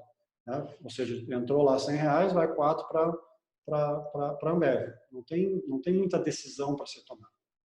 Então, no momento em que você investe num fundo ETF, você está entrando num fundo passivo. Nós vamos falar bastante sobre isso daqui a 2 semanas, mas essa diferença entre as taxas cobradas pelos fundos ETF e pelos fundos de gestão ativa, elas fazem uma diferença muito grande no desempenho final. E os ETFs, eles são comercializados como se eles fossem ações. Então, por exemplo, existe o fundo que replica o Ibovespa, chama BOV-B11. Então, se você for lá no seu home broker, você pode comprar cotas desse fundo apenas clicando nesse ticker BOV-B11, ou, por exemplo, nos Estados Unidos, o índice o fundo ETF da Vanguard, que replica o índice SP500, chama VOO. Então, ele é comercializado como se fosse uma ação. Você entra lá, compra e vende direto no seu home broker, enquanto que um fundo de ações tradicional, normalmente ele é comercializado pelo banco ou pela corretora. Então, tem todo um processo que é um pouquinho mais complicado. Eu sou um grande fã de fundos ETF, mas nós vamos falar mais sobre isso daqui a 2 semanas. Então, eu apenas dei aqui um aperitivo para vocês sobre por que eu acredito que os fundos ETF são superiores aos fundos de ações, mas fica para daqui a 2 semanas. Mercado de imóveis. Quando a gente investe no mercado de imóveis, muito parecido com o mercado de ações, a gente pode ter 2 tipos de retorno. O primeiro retorno via recebimento de aluguéis, certo? Eu compro um imóvel, eu alugo ele e eu recebo aluguéis, ou pela valorização do preço do imóvel ao longo do tempo. Então, eu comprei um imóvel por X e aquela área da cidade se valorizou, cresceu, e aí daqui a pouco, em 5 ou 10 anos, eu posso vender por 2x. Então, é como se fosse um investimento em ações. As formas de retorno, elas são exatamente iguais. Existem 2 formas de investir no mercado de imóveis. Você pode comprar e vender diretamente, né, a gente chama de mercado físico, né, você compra ou vende um imóvel, fisicamente falando, ou você pode fazer isso de forma virtual, que é via os fundos de investimento imobiliário, em inglês eles se chamam Real Estate Investment Trusts, REITs. Então, nesses fundos, basicamente o que acontece é que são fundos de investimento focados no mercado imobiliário. Então, são fundos que compram e vendem, que operam dentro do mercado de ações. Existem várias opções, esse é um mercado que tem crescido muito, não só no mundo, mas no Brasil também. Hoje já existem mais ou menos 50 fundos de investimento imobiliário listados na Bolsa de São Paulo. Então tem várias opções, tem aqueles que são mais focados em imóveis comerciais, tem aqueles que são focados em depósitos, né, nesse ramo de logística, pavilhões industriais, tem aqueles que são mais em imóveis residenciais, tem vários tipos de fundos de investimento em imóveis diferentes e, assim como os ETFs, esses fundos são comercializados como se fossem ações. Então, existe uma facilidade bastante grande para entrar nesses fundos. Você vai no seu home broker, coloca o ticker lá, o código e compra imediatamente. O investimento via fundos imobiliários apresenta, na comparação com o investimento direto em ações, uma vantagem grande, que é justamente a facilidade de fazer o investimento, ou seja, não tem toda aquela papelada, aquela burocracia que o investimento direto tem, e a diversificação. Como eu falei bem lá no início, quando a gente olhou aquele gráfico, se você é um pequeno investidor e você vai entrar no mercado de imóveis, é bem provável que para comprar aquele um imóvel, aquela uma sala comercial, aquele um apartamento, você vai estar colocando ali 70%, 80% do seu patrimônio naquele um ativo. E isso é uma decisão de alto risco, porque você vai estar exposto, né, àquele um ativo representando 70%, 80% do seu patrimônio, o que vai contra o princípio da diversificação. Então, fundos imobiliários são uma forma, né, de trazer um pouco mais de facilidade e diversificação a esse investimento. Eu, particularmente, não sou investidor de imóveis, mas eu não tenho nada necessariamente contra. Evidentemente que há muitos investidores que fazem fortunas investindo em imóveis, principalmente em imóveis diretos, né, diretamente, comprando e vendendo. Mas o que a gente tem que ter em mente é que existe uma ideia, né, com algumas pessoas, de que o investimento em imóvel é um investimento seguro, que não tem como dar errado o investimento em imóvel, e isso não é verdade. O investimento em imóvel, principalmente o imóvel direto, ele apresenta alguns riscos, né, que são o risco de depreciação e manutenção, né, ser muito maior do que você projetou, o risco de vacância, que é você ficar sem inquilinos, e o risco de inadimplência. E eu acho que, e um outro detalhe que a gente tem que considerar é que o investimento direto em imóveis, você não tem liquidez. Tá? Claro, você pode sempre vender o imóvel, mas a gente sabe que vender um imóvel não é um processo rápido e não é um processo fácil. E acho que, especialmente hoje, né, com certeza, aqueles investidores, aquelas investidoras que estão muito expostos ao mercado de imóveis, provavelmente estão enfrentando problemas, né? Estão tendo inquilinos que não estão pagando, estão tendo inquilinos que estão indo embora, e se esse investidor, essa investidora está precisando transformar aquele patrimônio em caixa por algum motivo, é extremamente difícil. No mercado de baixa, como a gente está hoje, para transformar um imóvel em dinheiro, você vai basicamente ter que torrar o imóvel para poder achar um comprador, o que não é uma alternativa interessante. Então, investimento em imóveis, sim, é uma opção interessante, principalmente se você tem aquele perfil de investidor que você quer ter o seu patrimônio tangível, você quer poder encostar no seu patrimônio, ver ele, cheirar ele. Tudo bem, é uma ótima alternativa, mas você tem que se dar conta dos riscos, você tem que montar uma estratégia em que você minimize os seus riscos e maximize o seu retorno em termos de investimento de imóveis. É uma questão de perfil. Se o seu perfil é esse, é uma excelente oportunidade, mas você tem que estudar o mercado, você tem que aprender sobre ele e você tem que tomar decisões que maximizem o seu retorno e minimizem o seu risco. Rapidamente falando sobre ouro e commodities, vou hidratar a garganta aqui de novo. Muitos experts, principalmente no momento como hoje, defendem a ideia de que o investimento em ouro é um seguro, é uma forma de você estar protegido contra as tempestades do mercado, como essa que está acontecendo agora. E a razão para esse argumento é que, normalmente, o preço do ouro ele tem uma flutuação inversa ao mercado de ações, por exemplo. Normalmente, quando o mercado de ações cai, principalmente em virtude de uma crise, o preço do ouro sobe, e o motivo é porque muitos investidores saem do mercado de ações, migram para o ouro, né, como uma proteção, e o preço sobe. Então, por isso que alguns, né, experts defendem a ideia de que você deveria ter uma parte do seu patrimônio alocada em ouro, justamente para tentar minimizar um pouco a oscilação do seu patrimônio em momentos de crise. Para investir em ouro, você não precisa necessariamente comprar barras de ouro, né? Você pode, se você quiser, mas você não precisa. Você pode investir de forma virtual, comprando empresas, ações de empresas do setor, né, do setor de mineração, ou fundos de ouro, ou contratos futuros de ouro. Então, você não precisa necessariamente ter ali barras de ouro brilhando embaixo da sua cama.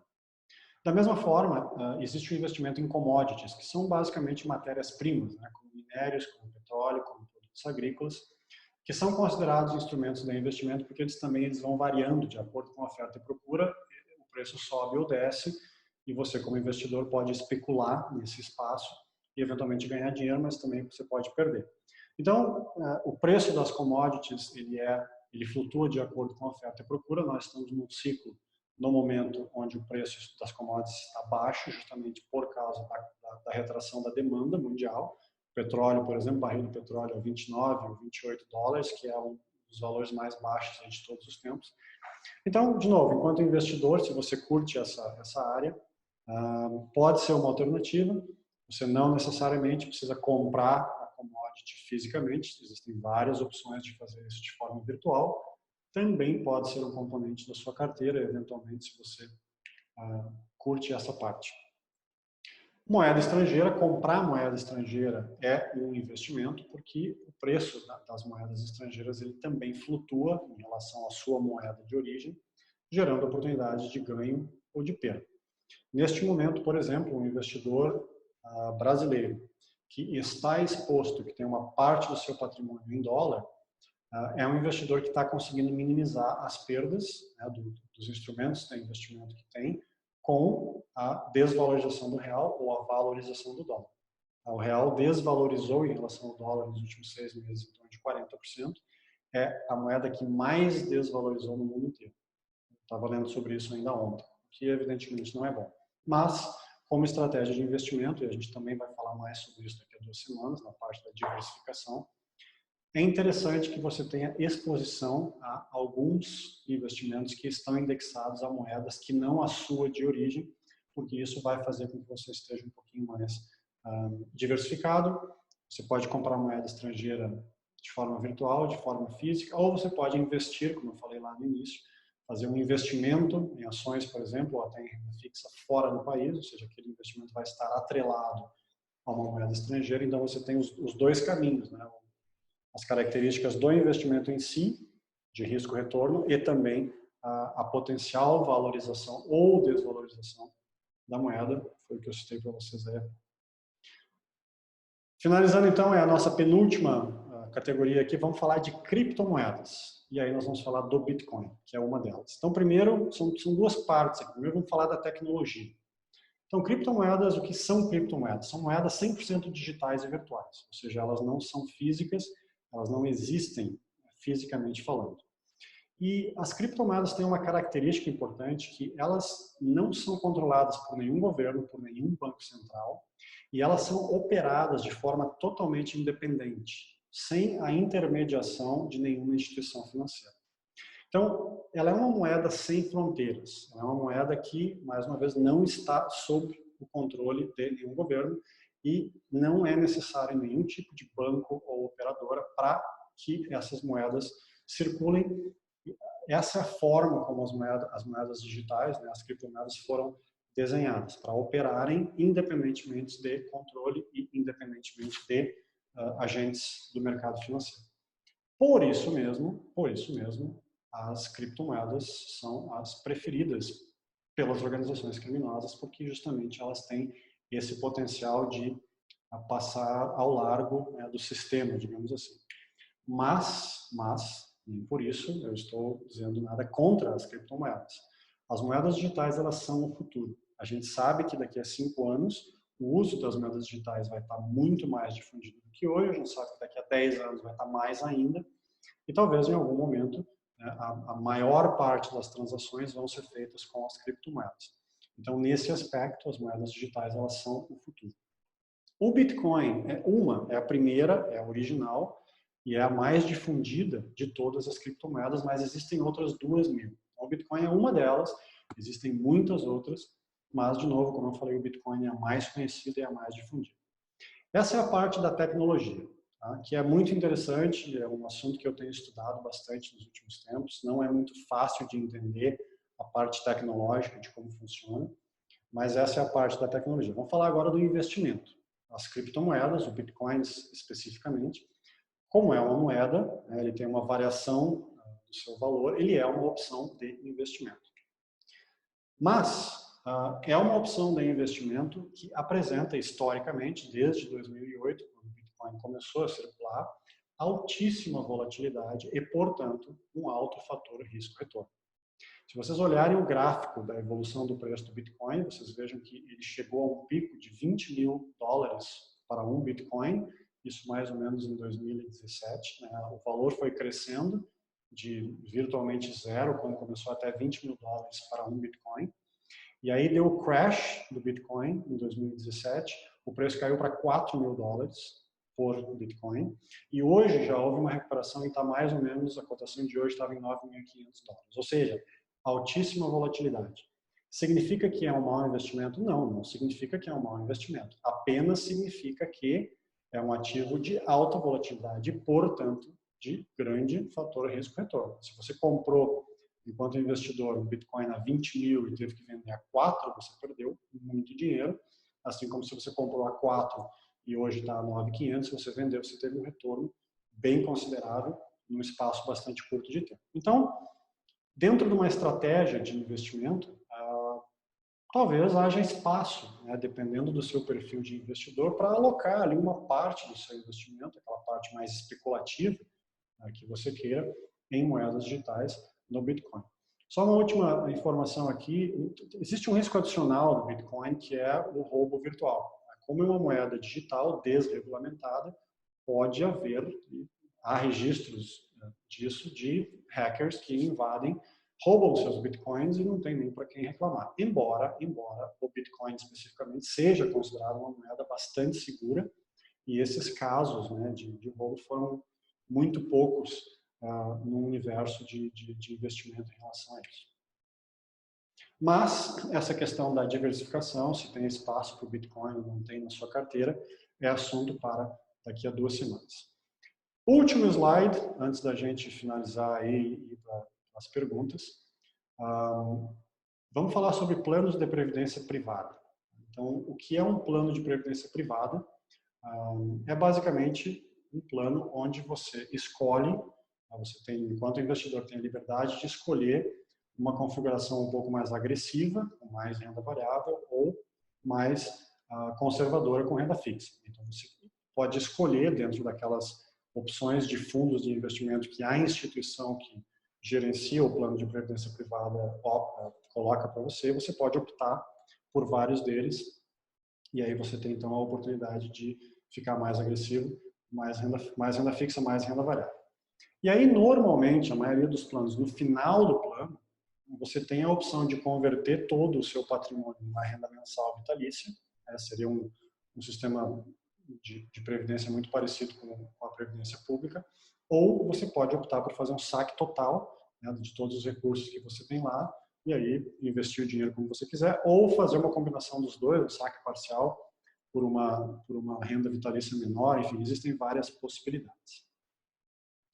Basicamente, ao entrar no plano de previdência privada, você está terceirizando e automatizando o ato de poupar e investir. Ou seja, você está automatizando a sua poupança, né, porque aquele valor vai ser descontado da sua conta todo mês, o que é uma coisa boa, né? E você vai estar automatizando o investimento, porque você vai estar, né, pré-programando ali para onde que aqueles recursos todos vão. Na minha opinião, é extremamente conveniente, né, principalmente para aquela pessoa que não tem a disciplina para poupar, só que isso tudo não é de graça. Tem um preço e os planos de previdência privada têm algumas das taxas mais altas do mercado. Porque você paga basicamente 2 taxas no plano de previdência privada. Você paga as taxas de administração normais dos fundos nos quais você está, e você também paga uma taxa de carregamento.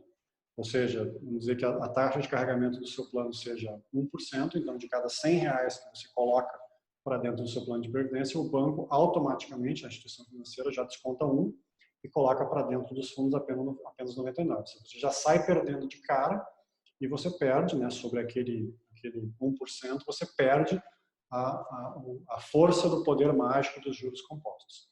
Então, em termos de taxas, a previdência privada é um dos instrumentos de investimento mais caros que existe no mercado. Na minha humilde e respeitosa opinião,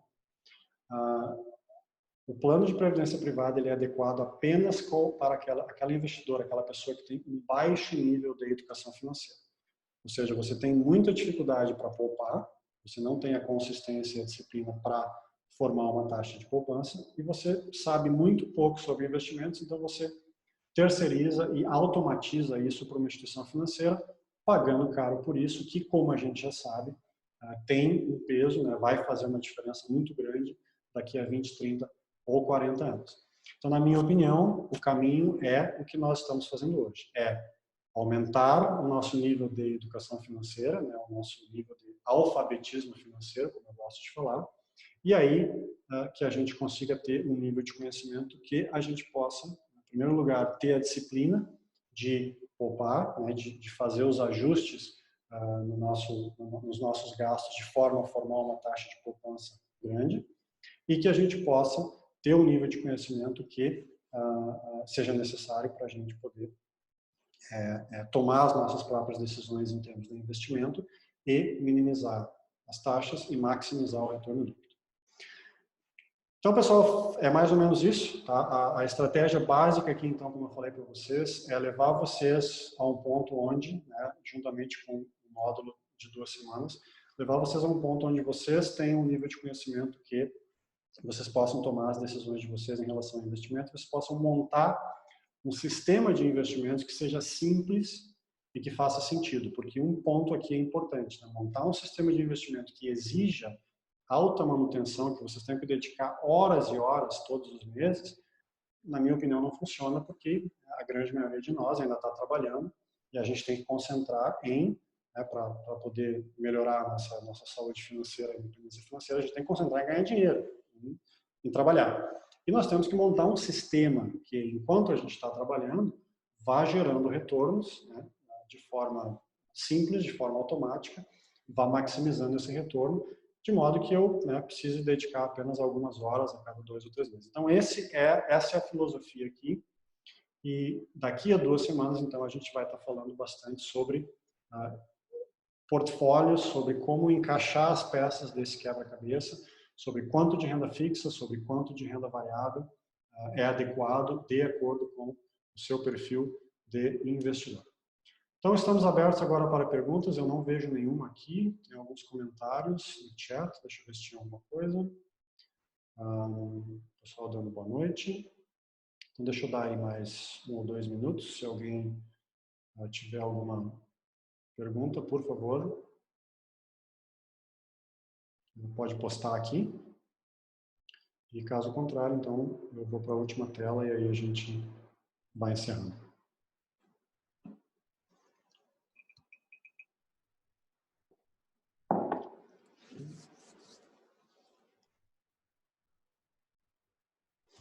Muito bem, então a sequência do que a gente está fazendo hoje é o módulo 3 daqui a 2 semanas, neste mesmo horário. Nesse dia, então, como eu falei para vocês, nós vamos estar encaixando as peças desse quebra-cabeça e vamos estar montando diversos portfólios diferentes de acordo com diversos perfis de investidor, visando então a independência financeira. Vamos falar também de o quanto dinheiro você precisa para tecnicamente estar na independência financeira e o porquê desse cálculo que a gente faz. Então, não percam, vai ser bem interessante, vai ser uma ótima sequência em relação ao que a gente viu hoje. Não esqueçam que na segunda-feira vocês recebem um e-mail com todos esses slides, um arquivo com todos esses slides que a gente viu hoje e também a gravação total dessa aula que vai estar disponível no YouTube para quem tiver alguma dúvida, quiser esclarecer alguma coisa. Não esqueçam de divulgar a mensagem o máximo que vocês puderem. Esse projeto aqui, esse trabalho, tem o objetivo de gerar conteúdo na área da educação financeira, um conteúdo de alta qualidade, de forma gratuita. Então, como eu falei 2 semanas atrás, o que eu peço em troca para vocês é que vocês ajudem a divulgar, a espalhar essa mensagem o máximo possível, porque quanto mais audiência eu tiver nos meus canais, no blog, ou nos meus canais no Facebook, no YouTube e no Instagram, mais pessoas vão estar recebendo essa mensagem que eu considero extremamente importante e relevante. Dito isso, ficamos aí dentro do tempo limite de 2 horas. Mais uma vez, muito obrigado pela conexão, muito obrigado por terem participado. E, mais uma vez, não percam, daqui a 2 semanas já façam sua inscrição. Fala para o vizinho, fala para o cunhado, para a sogra. Acho que, mais uma vez, isso aqui realmente é um material de bastante relevância para a grande maioria das pessoas. Muito obrigado, boa noite para todos, bom dia para quem está do outro lado do mundo e aproveitem o final de semana de vocês.